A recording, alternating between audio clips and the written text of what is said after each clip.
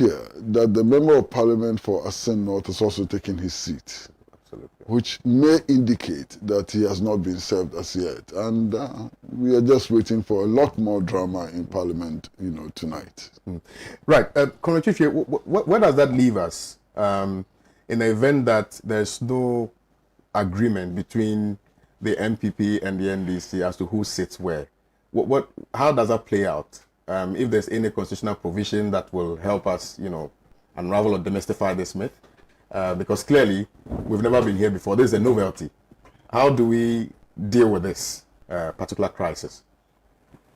Well, it is a novel situation, and it's a situation that requires some creativity and some consensus building. Let me just make a small correction. Please. In your introduction, you said that the point of this process tonight is to be able to swear in the president tomorrow. Swearing in the president is an important duty of Parliament. Parliament is an important institution in its own right. Absolutely, yes. Parliament passes our laws. Parliament exercises oversight over government. It is Parliament that more directly represents citizens. That's the National Assembly. So it's not simply an adjunct of the executive. Mm-hmm. And I think a large part of the problems of our politics is that over the last 20, 80 years or so, Parliament has allowed itself to be treated as a sort of poor relation of the executive, rather than asserting its own constitutional obligations and bringing value to the table, which is why this whole discussion is being held purely in terms of its impact on the inauguration tomorrow. Yes, I think tonight is going to be dramatic. It's already started for the reasons that Kwesi explained. How do you get out of it?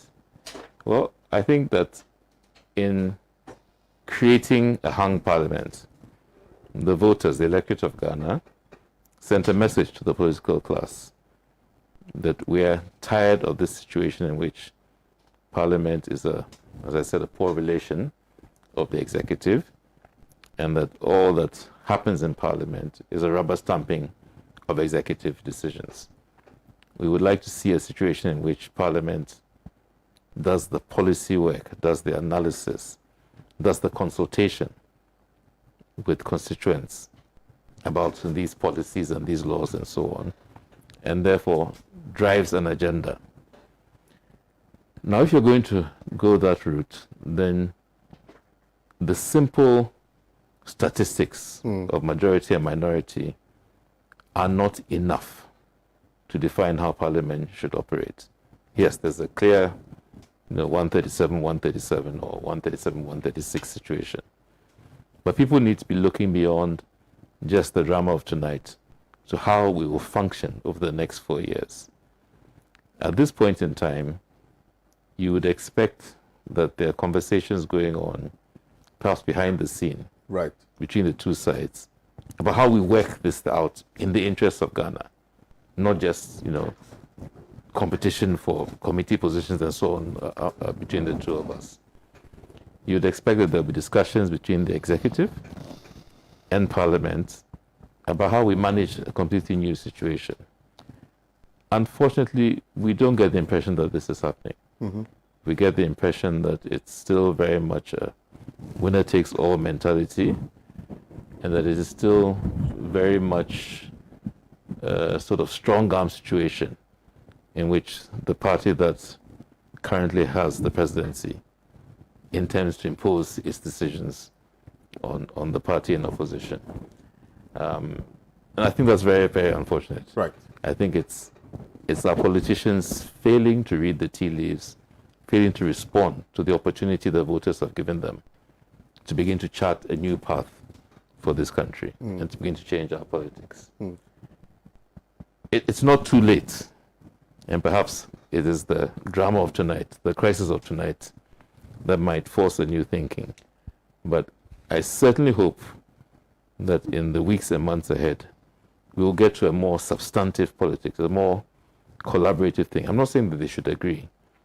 Over the last 20 years, their positions on policy between NDC and NPP have not been very far apart, really.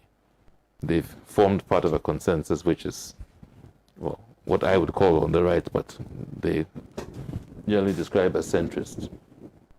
So they need to find new ways of working together and of being responsive to us. Okay, there are a number of ways that can be achieved.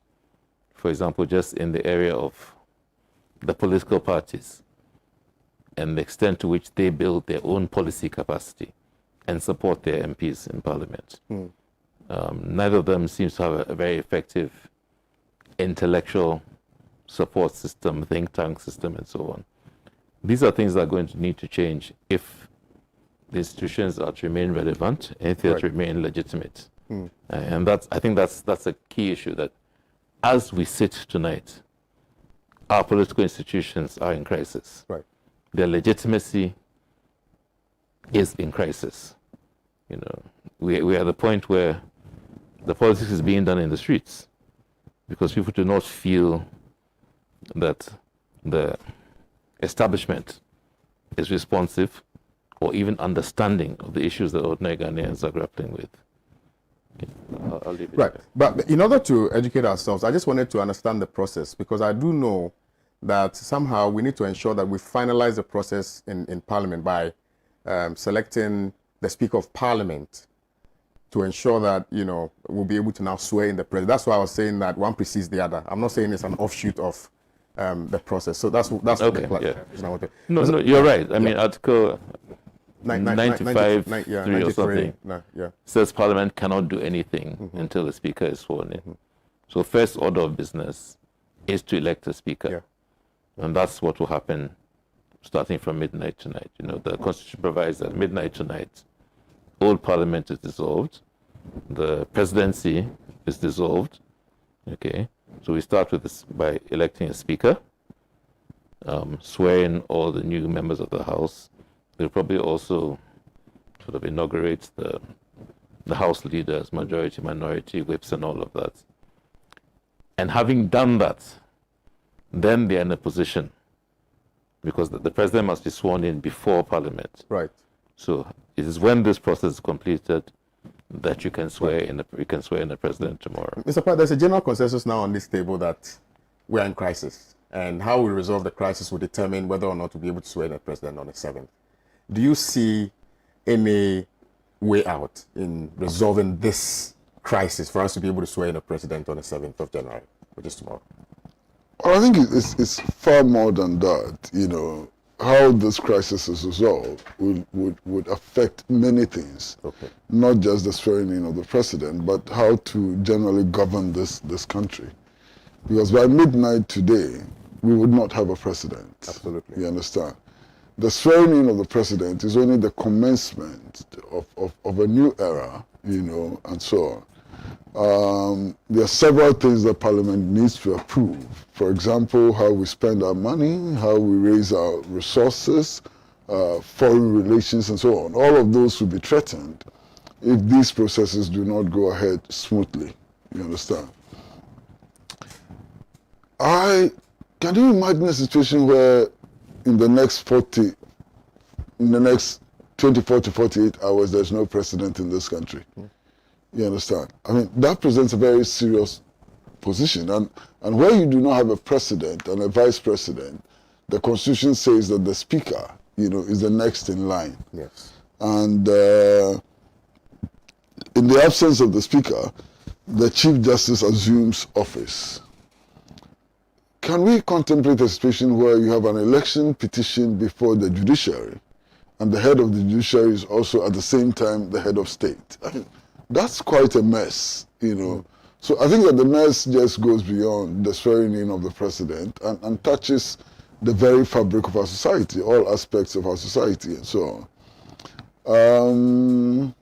And the problem is not just that we have a hung parliament, you know. Chichi was speaking about the political institutions being in crisis and so on. I think that all institutions of government are in serious crisis as of now. I mean, you go to the street and you hear the comments that people are making about the judiciary, and some of it is justifiable. You know, so even the judiciary itself has serious credibility problems arising out of this crisis. I mean, one of the things that I've heard many people say, and I think that there's some validity to it. I mean, you take all the processes which went before the High Court, and you take the case of Amewu. where? Is it Amewu? No, not Amewu. Okay. You take the case of Asin North. Asin North, yeah. And the High Court's decision is that, look, if the Asin North MP elect goes to Parliament, it would in a way, act against the interests of his contestant, the applicant in the case, and so on. And therefore, he should be stopped from taking the oath of office and going to Parliament and so on.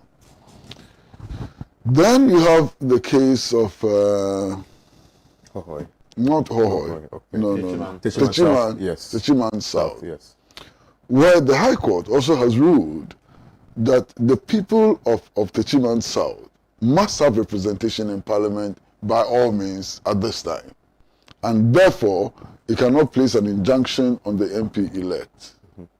So people are beginning to they're trying to make sense out of this. And it simply doesn't make sense. You have one High Court judge insisting that by all means the people ought to be represented in Parliament, and that even if there are defects, those defects should not deny the people, the right to be represented. And then there's another High Court judge, stating opposite reasons and so on. I mean, it's confusing to the public, and it makes the people feel that there is some manipulation of the judiciary by the executive. And this perception also means that the separation of powers is not working, or people do not see the separation of powers to be working, and so on, Now, if you watch what is developing on the judiciary, the front of the judiciary, you also tend to get the impression that all the judicial decisions are tailored to what would happen today in Parliament. Mm-hmm. And that's a problem. Mm-hmm. You understand? Because if that is what the judiciary is doing, if indeed that is what the judiciary is doing, then the judiciary is pandering to executive authority, which should not be the case, which would be an affront to the 1992 Constitution, and so on. So the judiciary, like Parliament, like the executive, like all of our institutions, are in crisis. And I am not so sure how this crisis is going to be resolved. I entirely agree with Tritri that this is the period where national leaders ought to be talking to themselves, ought to be engaging in discourse, which will lead to the building of consensus, which will lead to finding new ways of dealing with things and so on. The evidence, however, is that they are still playing the old game. They are still playing the old game, and it would not lead to a consensus. It would only deepen the crisis. And the more the crisis gets deepened, the more our experiment at building a democratic society, a limited democratic society, gets threatened. And I am surprised that they don't see it. They don't appear to see it at all. I mean, we're heading for a crash. And the drivers don't see it. They are speeding. They are stepping on the accelerator when they should be deaccelerating. And it's very deeply troubling. Very deeply troubling. Because if this matter is not resolved in Parliament, or even its resolution is delayed, and the vast majority of our people, or a sizable majority of our people, do not have confidence in the judiciary, and the executive itself is treated with suspicion and so on, where does that leave us? I am very deeply worried about what is unfolding. Of course, what is unfolding has a genesis, and we can begin to look at what brought us here. And what brought us here is the same childish partisanship, the same childish attitude which insists that we in the different political parties must win power for a political party at all costs, at all and any cost, and that the other view does not matter. We should crash through things and so on. That is what has brought us here. I mean, this whole thing of tinkering with the Electoral Commission and so on, what was it meant to achieve? This whole thing of of changing the map of the electorate, of changing the electorate and so on. What was it meant to achieve? This is what has led us here. And we are standing on very dangerous grounds now. And our leaders are blind to the reality on the ground. They are still playing the old game, which will take all of us nowhere. That is the problem. Comrade Chiche, I mean, Mr. Pratt speaks eloquently about eloquently the legal tussle, in respect of this whole process. Now, the decision in Techiman South is not radically different from the decision by the Supreme Court in respect of Hohoi, because then they said that you cannot deny the people of representation as a result of the failure of the Electoral Commission to do what is right. So the people must necessarily have a representation. The people who voted for Amewu must have a representation. Now, if you want to juxtapose same with the decision in Nasen North, now I stand to be corrected, but I know that the court that is clothed with authority to make determinations on matters of, for instance, constitutional interpretation is the Supreme Court. And the matter that was sent to the High Court was a case that had to do with citizenship. Of course, that interpretation ought to be done by the Supreme Court. So, No, I don't think that citizenship necessarily involves constitutional interpretation. I don't think that's the case. I haven't actually seen the Asin North pleadings and so on, so I can't really offer an opinion, and I wouldn't, because the matter is still before a court. I think the point to make is one of context. Yes, it is entirely normal for two High Court judges presented with the same set of facts to arrive at different conclusions. And neither of them binds the other. Okay. Of course. It's not a mechanical thing. Yes. It's a function of the arguments presented to the court. It's a function of the court's own reasoning and the judge's sense of the context and so on. I think the problem arises now because of this high degree of polarization, which is not something that's just happened after the elections. You've had a build-up of maybe 18 months in which signals have been sent, principally from the Electoral Commission, from the chair of the Electoral Commission. The conduct, the management of the election process that we haven't quite ended, of course, has been such that a lot of people have been alarmed, including myself, about where things are heading. Many of us predicted that we would end up in this kind of crisis because of the way decisions were being made. This whole effort to exclude IPAC from substantive consultation and so on, the kinds of decisions that were made about the register and so on and so forth, what has happened with Santro Kofi, Akpafulolobi, and Likwe and so on.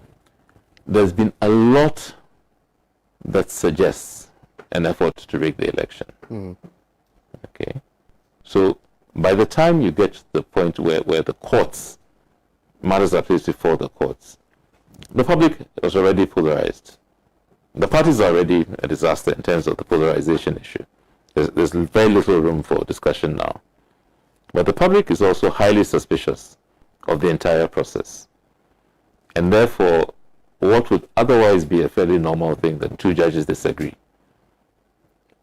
on what law applies to a particular case, the context is not one that allows people to take it as a normal thing. Okay. So it's a failing of the politics. Okay. It's a failing of our political system, of the establishment.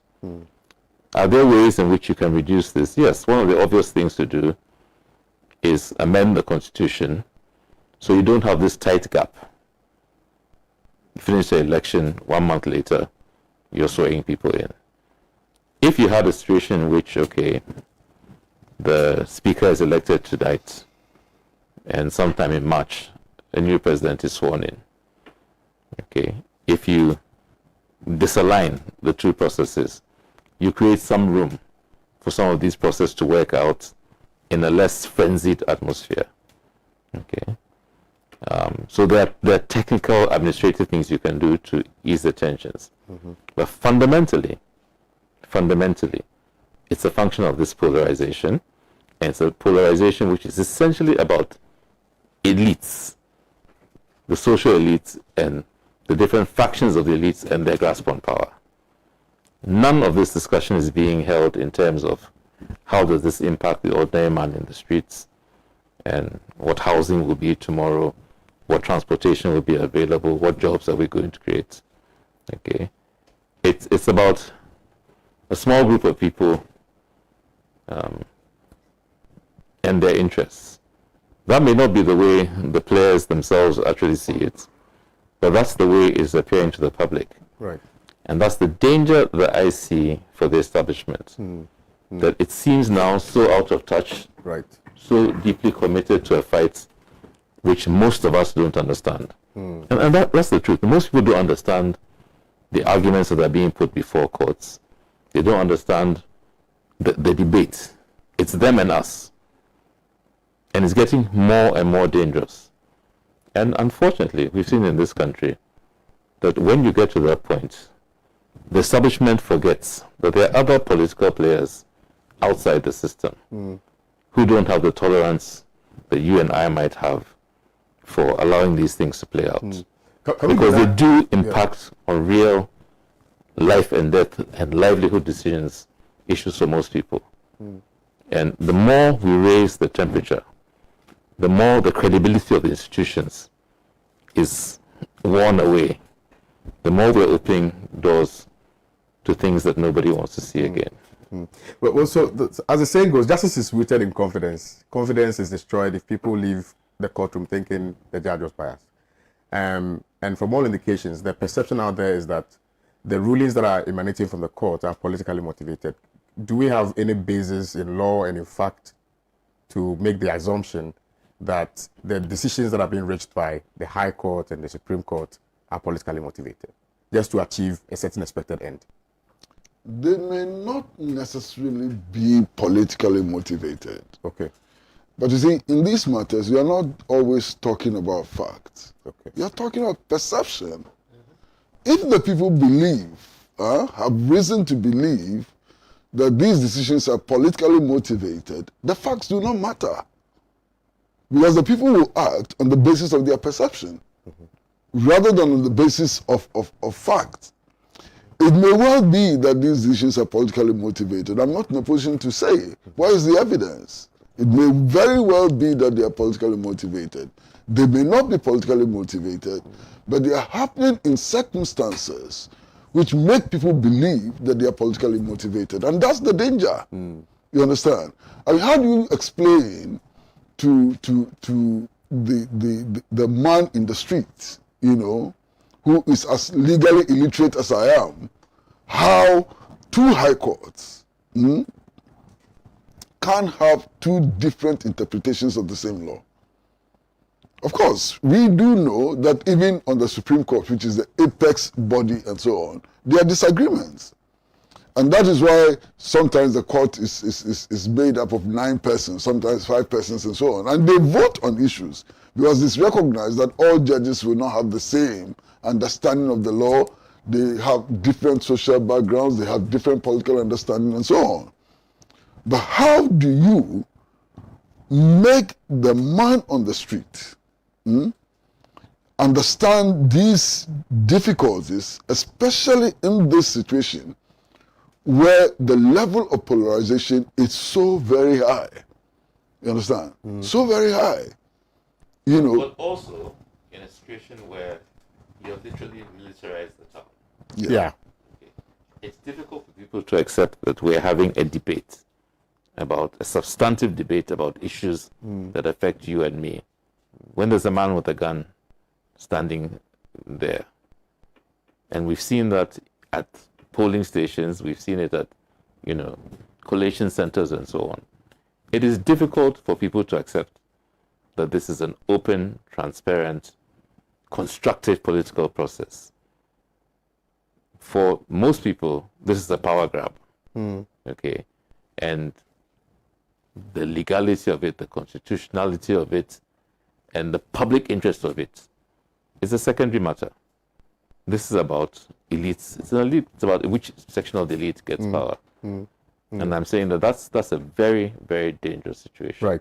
Right. When you get to the point where people with guns are literally occupying your parliament, your National Assembly, the People's House, you're in a very, very dangerous political situation. Well, yeah. I think that's a very important point to make.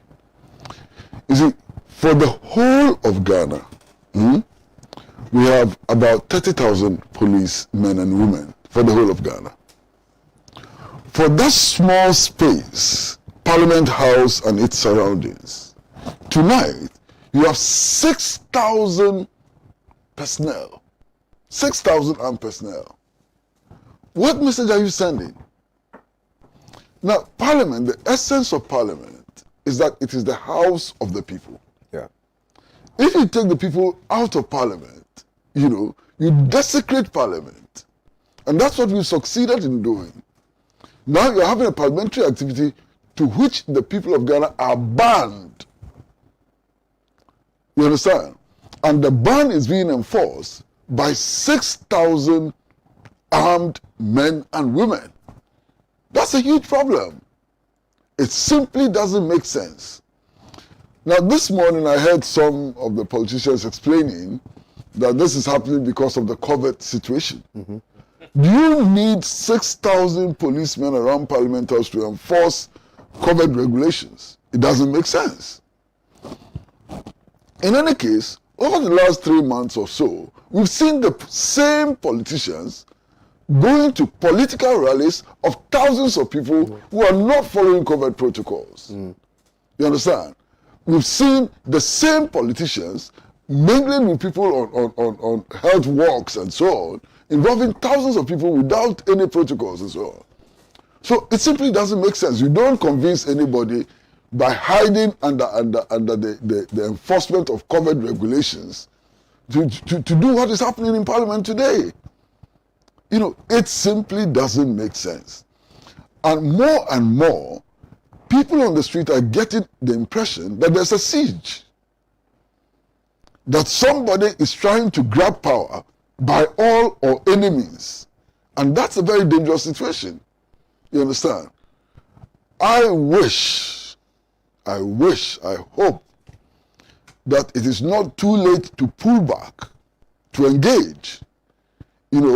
I hope that it is not too late to seek some consensus on how to resolve the problems before us. You understand? And these problems have practically been imposed by the political elite. They have deliberately and consciously imposed this problem on us.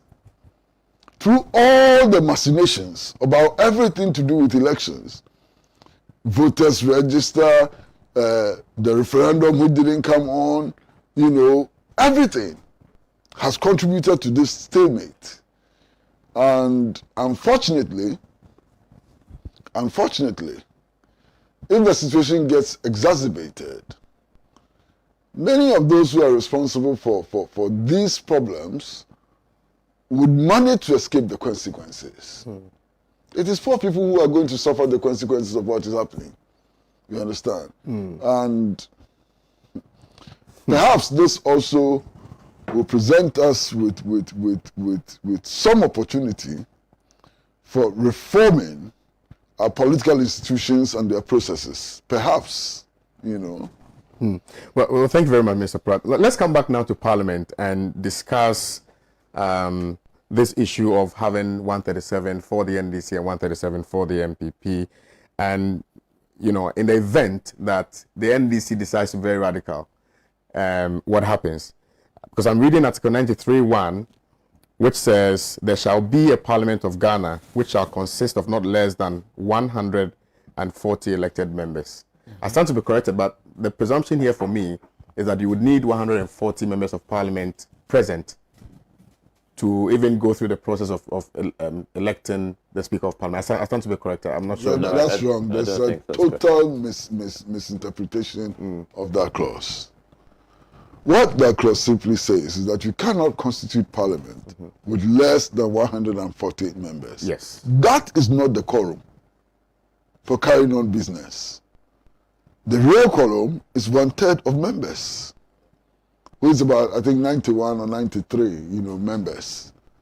So that's a complete misinterpretation of the Constitution. Complete misinterpretation of the Constitution. What that But, clause does yeah. is tell you the number of constituencies, basically, that you can't have less than 140. You So- can, for example, pass laws and change the number of MPs, which we've done several times in the Fourth Republic. But the number cannot drop below 140. Okay. You can have a parliament of 140 people, and the quorum will be 1/3 of 140. Okay, 7 or something, whatever it is, or 70 or whatever the number is, less than that. You can have a parliament of 275 people, but the quorum will be 1/3 of that number. Okay, so that article is not about the quorum for conducting business. Yeah, but so the question then becomes, if, for instance, the NDC decides that all the 137 people are not going to Parliament, now what happens? Because then it brings that number to 137. The Constitution is supreme. Before the quorum is half of formed, the- there must be a Parliament. That's half of Parliament. That's more than the quorum. Yeah. Okay, The quorum is around 91, 91, 92, 92, 93. okay, So 137 is way beyond the quorum, and you can conduct business. okay, right, okay. But you see, what I think we're both saying is that what we should be trying to achieve now is not all these petty games, this one-upmanship. We should be trying to find a substantive solution. The people of Ghana have given us this parliament. Your job as politicians is to make it work in our interest, to uphold the Constitution, to pursue our jobs, our housing, our roads, whatever it is, to maintain oversight over the executive, to stop the corruption, stop all this profligacy that we are seeing. That's what they should be focusing on. So essentially, it doesn't matter who sits where. So It does matter. I'm not saying that's not important. Yeah, But I'm NDC saying that now, this as we speak- focus about, can NDC wreck the process by not showing up tonight and so on, it's the wrong focus. That's not how we address the needs of the people of Ghana. If all the politicians want to do is have a confrontation, they will get a confrontation, but it won't necessarily be with each other. And it won't be productive for any of us. Leadership now should be sitting down and saying, okay, how do we work this out? Okay? Somebody has to be speaker. Okay? Should we go and find a speaker from PNC? Because they have that option. Okay? Should we... I don't know, there are many things you can do if you put your mind to it. If you sit down around the table and say, look, the people's interest must be served. How do we work this out? Okay? So is this how we share the committees? Okay, let's do it this way. And we are comfortable. And we can work going forward. So there must be some consensus. They have to achieve a consensus. And particularly for the government, because as people have pointed out, no matter whether you have 137, 136 tonight, or 141, 30 something, functionally, on any given day for the next 4 years, the government side will be in a minority. 50% of your ministers are going to come from Parliament. You're going to take those people away from the House. Okay. So on any given day, when there's a debate, when there's a vote, from your 137, say about 60 of them are gone. You will be in a minority in the House. Yeah. Okay. So to get your business done, to pursue your agenda, you're going to have to negotiate. It's not going to be like the good old days where you can send, a 200-page document at 10 o'clock in the morning and expect it to be passed by 8 o'clock that evening. Those days are gone. And they're gone because the people of Ghana don't want that kind of operation. We want to see substantive work done. So actually, it's the government side that should be taking the lead and saying, okay, you guys, maybe this should have happened a long time ago, but here's the opportunity. How do we work? What are the things we can agree on? Where are the lines where we must have a full debate, fight it out, or even take it back to the people, go back to our constituencies, maybe this is a time where we're going to start having more referendums, because there are things that can't be decided, Yeah. just in the House. Okay. It is a time for change. And our politicians, our leaders, must step up and show that they have the capacity to lead that change. Otherwise, this Fourth Republican constitutional edifice can crack. It's a Fourth Republic because we've collapsed 3 of them already. Absolutely. There's no law written in the sky or anything that says the Fourth Republic can fail. It can fail. Any human institution can fail. If we don't want it to fail, then they who are the primary stakeholders must manage it properly. Because if it is thrown into the streets the way it is happening, all sorts of other forces will come into play in a way which is not necessarily constructive. Yeah. So the establishment, if it wants to continue as an establishment, must begin to listen to what people are saying and begin to respond. Mr. Pep, yeah. All of these protocols, laws, arrangements, and so on, they're intended to achieve something. You understand? And I think what they're intended to achieve is that the will of the people must prevail. You understand? It's about the aspirations of our people. It's about the kind of society that our people want to build and live in, and so on. So the rules by themselves, I mean, where parliamentarians sit, how many of them can vote on an issue, and so on, are by themselves not substantive issues. You understand? The ultimate goal is that the people's will must prevail at all times. The people's interest must be satisfied at all times, and so on. So when these protocols, rules, laws, and so on become impediments on the path of realizing the aspirations of our people and so on, they ought to change.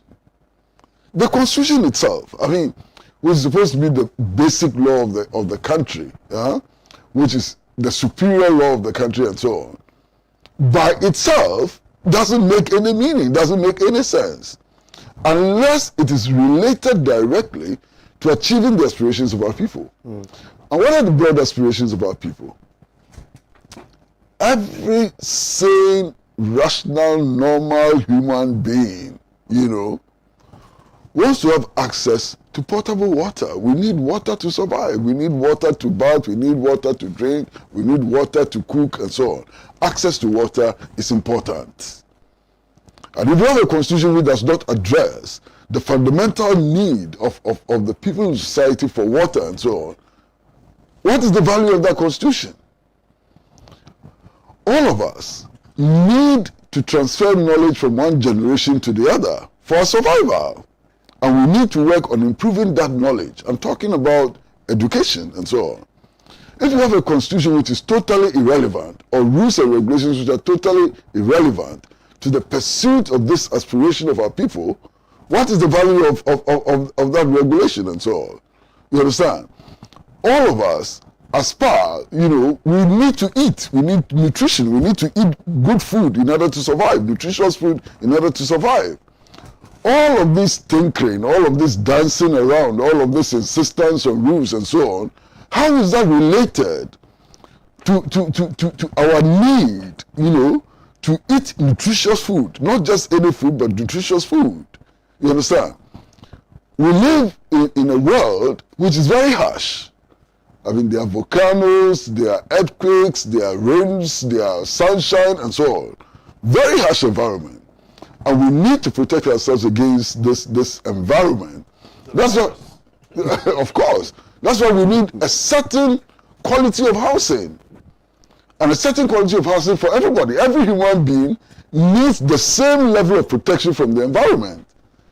There are no superhuman beings who are not affected by earthquakes, rain, and sunshine, and so on. All of us are affected by these factors equally.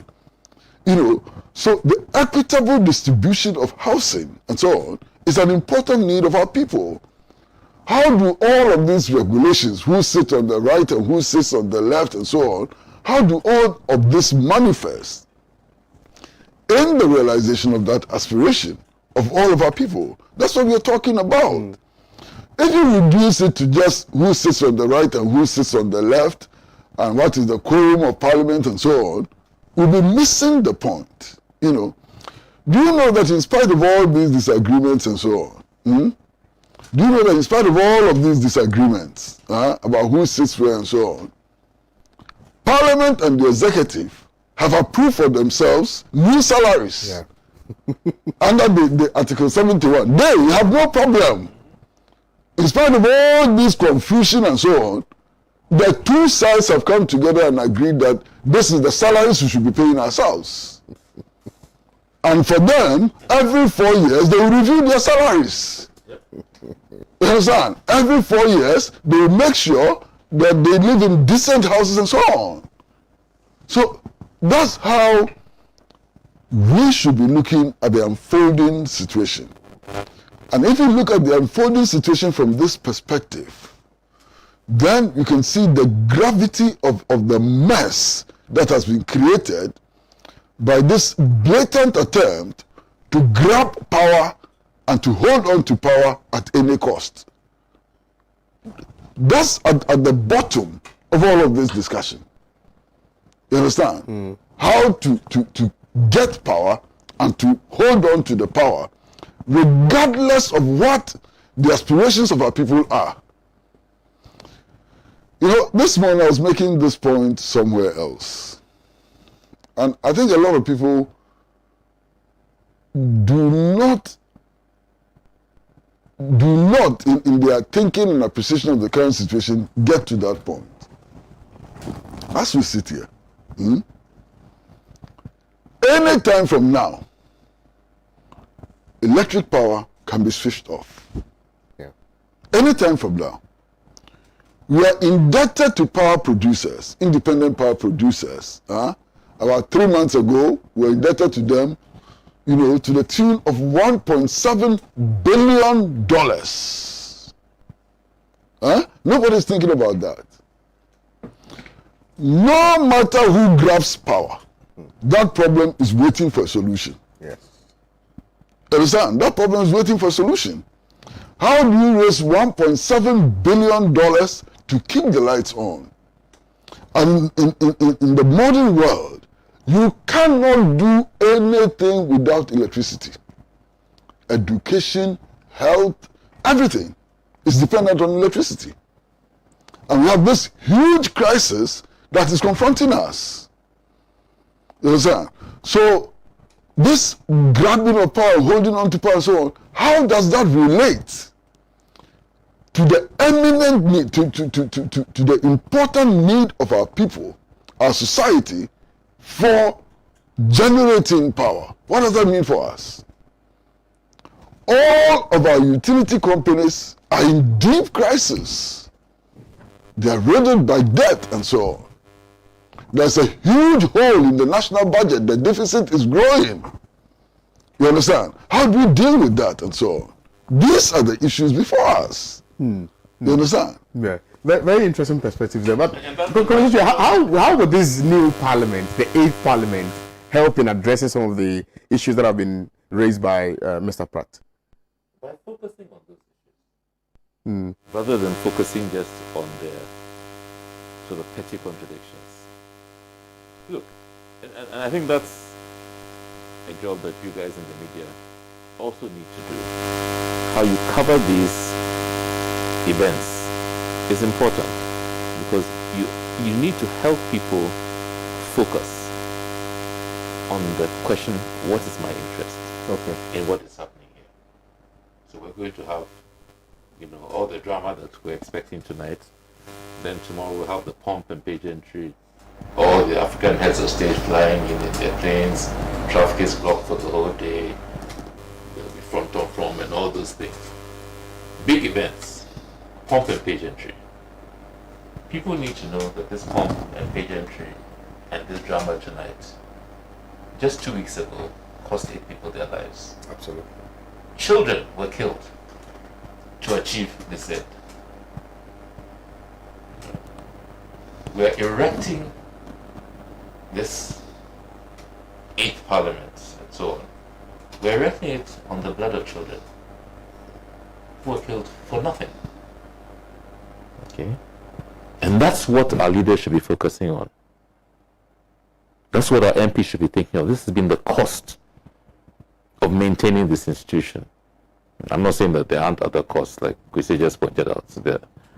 The consensus, the clear consensus on remuneration and so on for the elite.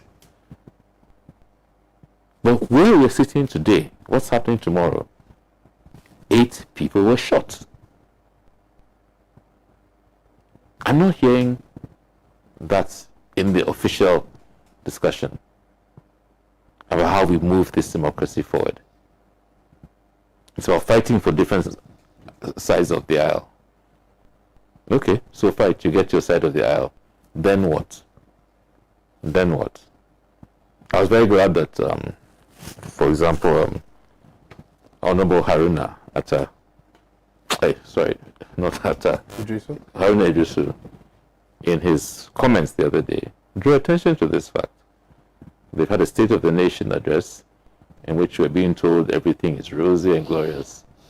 We've just shot 8 people for participating in an election, exercising constitutional rights to oversee the collation of votes. When you get to the point where democracy is costing the lives of children, you have to sit back and say, look, something's wrong. We have to correct this.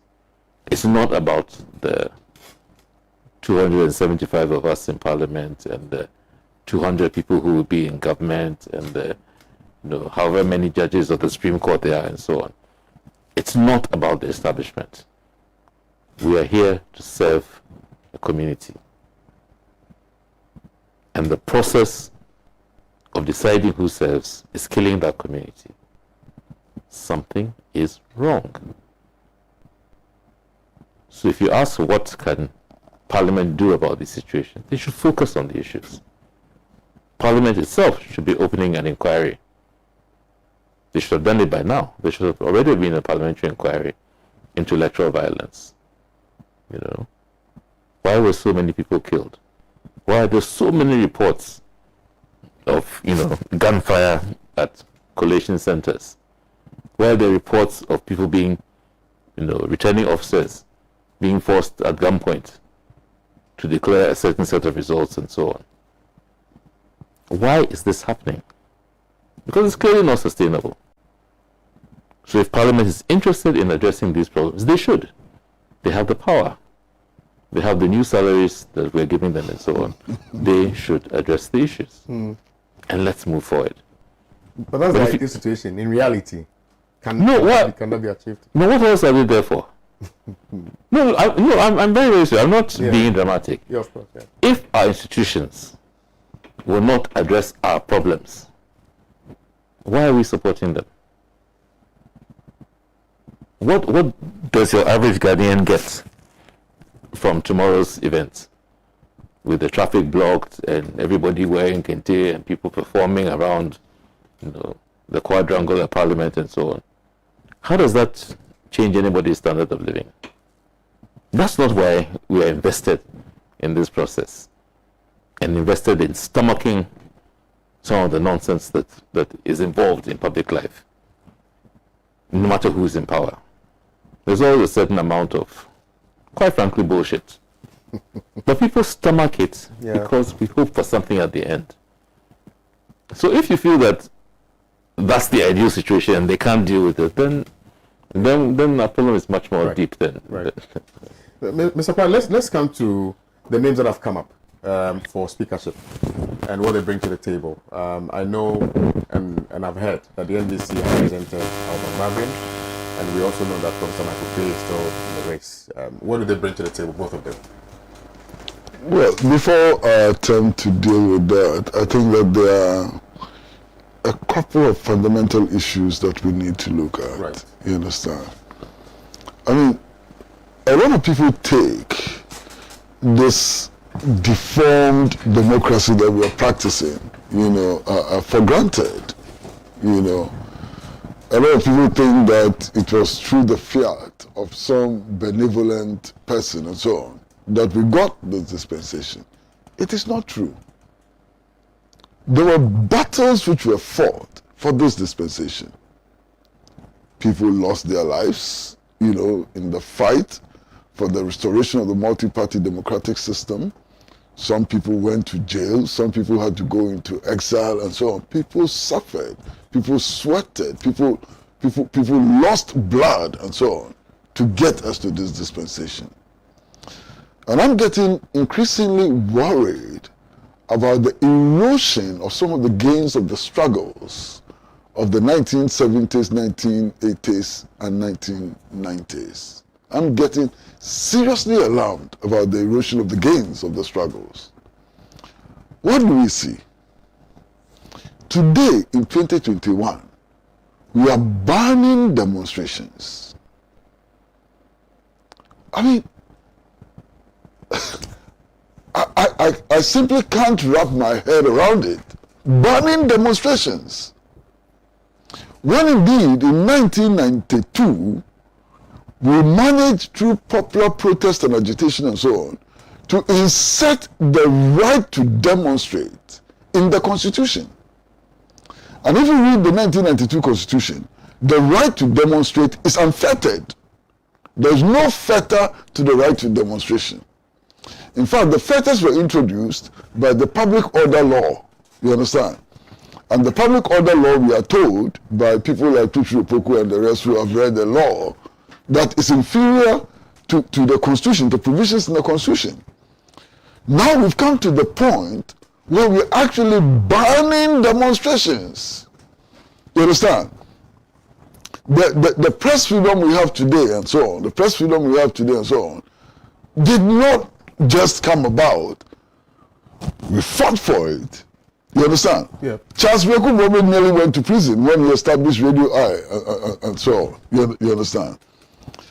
Now we've come to the situation where radio stations are closing down. In fact, yesterday, around 4 p.m., Xylophone FM had to close down because a masked person went there to attack a presenter, and so on. Well, not just masked, armed. Armed masked person and so on.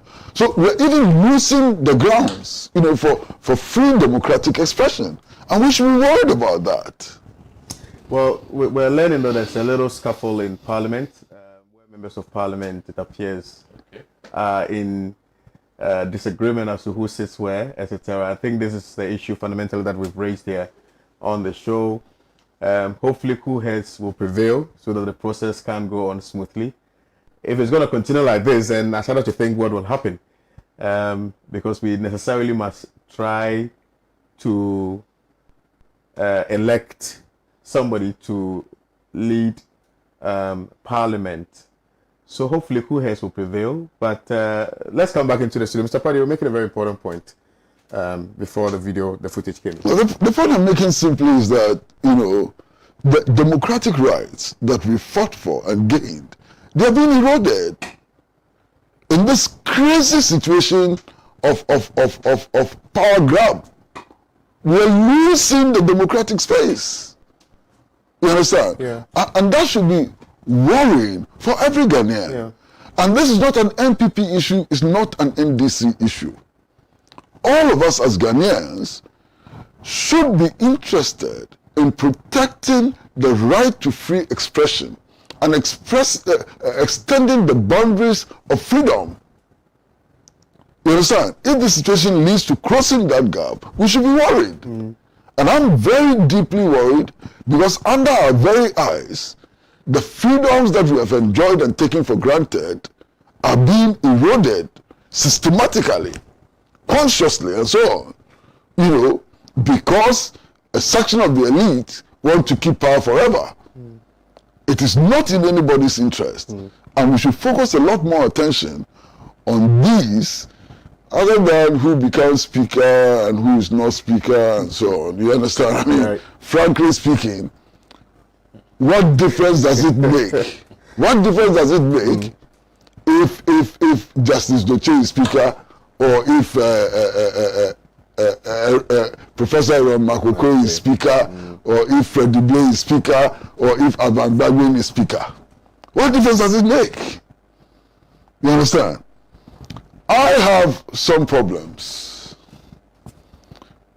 especially with the nomination of Professor Mark Okoye. And I've expressed that publicly. I mean, look,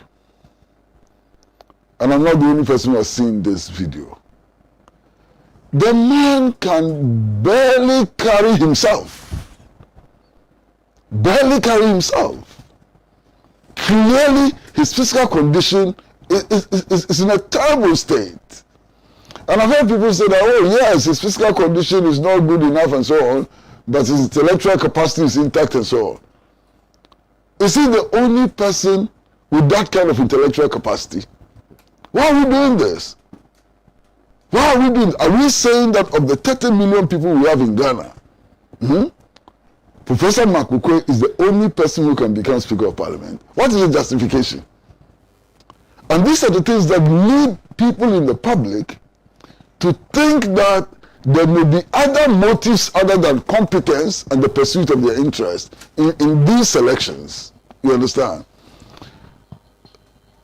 I'm sure most people have seen the video that I'm talking about. Yes, I have. If Professor Mark Okoye was my father or my brother, I'll be telling him not to put himself through this. This is a man who has served this country as a lecturer in the political science department of the University of Ghana. He has become a member of parliament.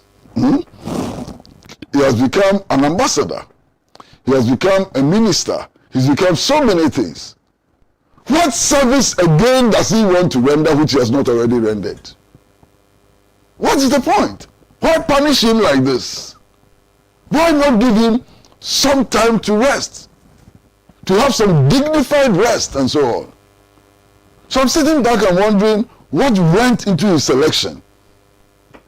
And the conclusions I'm coming to are conclusions that I cannot state on public television like this. You understand? Because why? I have to show him some respect. I have to show his office some respect and so on. So I cannot say the conclusions that I've come to by examining his nomination. Why? What have the people of Ghana done wrong? The last 4 years, the person who has done most work, who has acted as speaker for most of the times, has been Joe Asseyi-Owusu. What is so wrong with Joe Asseyi-Owusu that Joe Asseyi-Owusu cannot today assume the position of Speaker of Parliament? What is so wrong? And if you think about it, it does seem that they are still playing the numbers game. It's the numbers game they are playing. That's the only thing that concerns them. Because if you ask Joe Asseyi-Owusu to become speaker, his seat will become vacant and there will be a contest for his seat. And that can affect the numbers in parliament and so on. So they are still looking at the numbers game. They are still not making any effort to build a consensus. They are still not making any effort to deal with the problem that they themselves have imposed on the country. They still don't see the need to rise above this useless partisanship. You understand? They are still caught in that web of unbridled partisanship, useless unbridled partisanship and so on. That is why they are nominating Professor Mark Okoye to come back as speaker. Right, Comrade, you want to make a quick point in respect of the people who have been put up for the speakership? Well, I think that the formal nominees, at least that both parties have issued statements. So officially, NDC is backing Mr. Bagman. NPP is backing the current speaker. So those are the front runners. There are all sorts of stories about other potential surprise candidates that might be thrown into the mix. We'll see what happens. My own reflection, I've also seen that tape. I don't know whether it's just a one-off. We all have bad days, so I don't know that tape represents the. Yeah, they're actually fighting. I mean, seriously. Yeah, they're fighting. Yeah. Yeah. I'm sorry, but I don't know whether that clip doing the rounds represents his general state of health or not. That aside, I do think that Professor Okoye represents the past. The challenges that we have as a nation, as a voter, the challenges that I expect the next parliament to take on and address are huge. It can't just be business as usual, because with business as usual, we're actually falling behind as a nation. We're actually moving backward in many critical respects, in terms of the economy, in terms of social relations, in terms of, for example, the degeneration into tribalism and so on. We are actually moving backward in terms of the relationship between the executive and parliament, the relationship between the executive and the judiciary. We are actually retrogressing in key respects.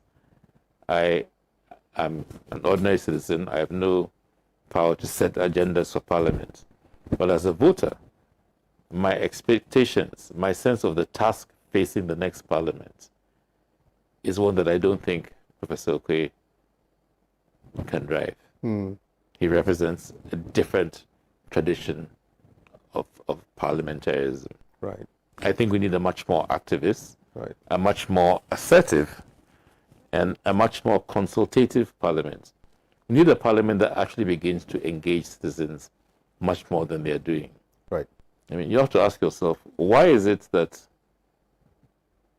average citizens don't seem to understand the issues that are in contention in this election?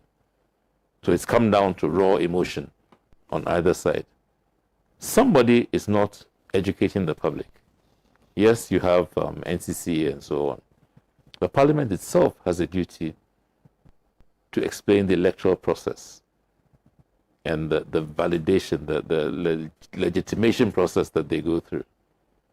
If citizens don't understand that, then what does your election really mean? You know?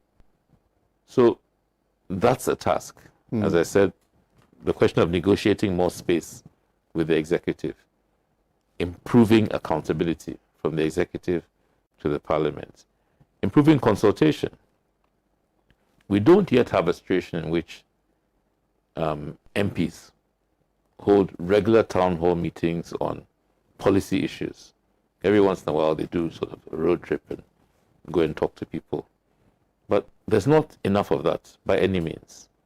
So there's a reorganization of the parliamentary process that I think is needed, that I don't see somebody like Professor Okoye, much as I respect him, much as I appreciate his contributions to Ghana over the years, I don't think that he's equipped to drive that. So I'd have preferred to see somebody younger and perhaps somebody with a less partisan reputation. On the NDC side of things, let me admit that I'm biased because Alban is only my friend, but he's my former law partner. I think Alban has demonstrated over the years a certain independent-mindedness in relation to his party. He's very much a party man, but he has values that he states, even when they run into confrontation with the party and with the executive, when NDC is in power. I think he's still young enough and energetic enough to drive change. Okay. I certainly think he has the right background. It is, as at this point, nobody has been in Parliament longer than him. He's been there since the Fourth Republic started and has maintained his seat. I also happen to know a bit about his politics, his views and so on. And I know that, our constitution is in fact a social democratic constitution. It is not like the 69 or 79 constitutions. The values it espouses are much more popular and social democratic than we have seen before. And I think that Alban is very much a part of that and would have the energy to drive change. I have no real way of knowing how he relates to other parliamentarians, Right. what kind of constituency he has and therefore how easy it to be for him to lead. But that's generally a team effort. I don't think there's any point in commenting on the other names that we are hearing, Right. unless that becomes a live issue. Right. But so yeah, I mean, it's obviously, yes, I'm a member of the NDC. My party's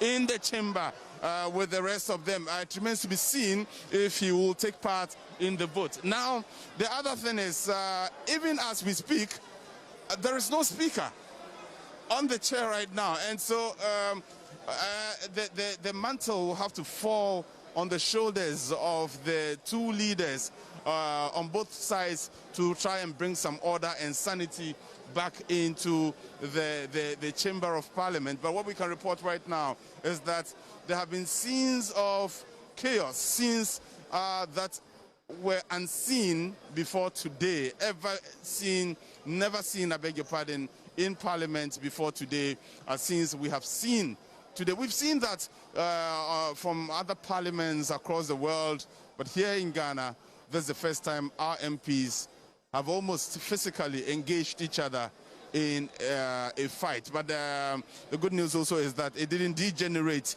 At least so far, it hasn't degenerated into that kind of fight where you would ordinarily say persons were engaged in fights. For now, we can describe it as disagreements that perhaps went beyond the normal levels that we are used to seeing, especially in the August House of Parliament.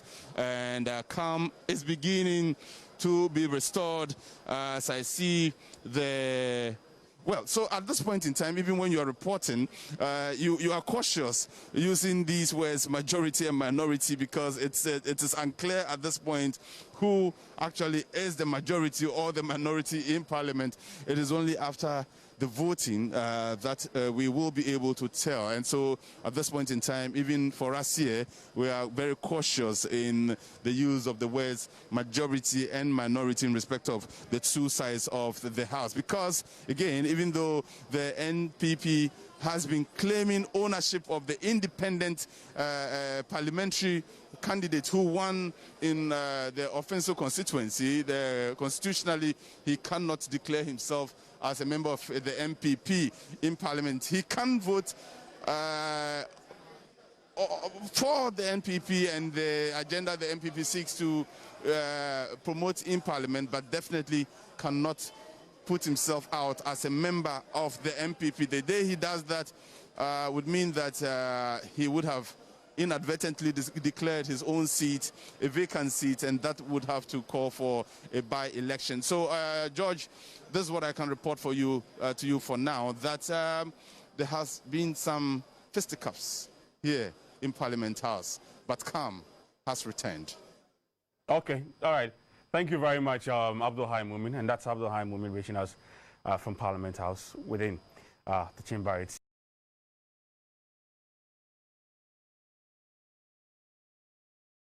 Cross over to Parliament and bring you some scenes from Parliament now. We'll come back into the studios very shortly. Stay with us.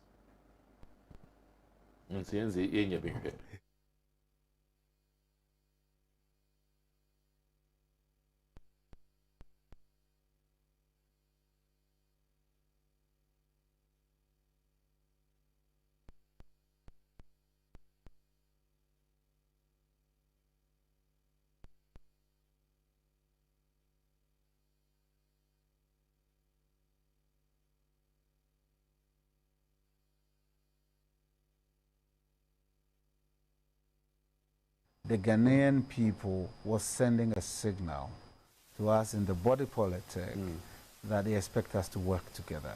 And so, for me, whatever we're seeing on the cameras, it is about a caution to us that we have elected ourselves to sacrifice for and on behalf of our country and to represent our people.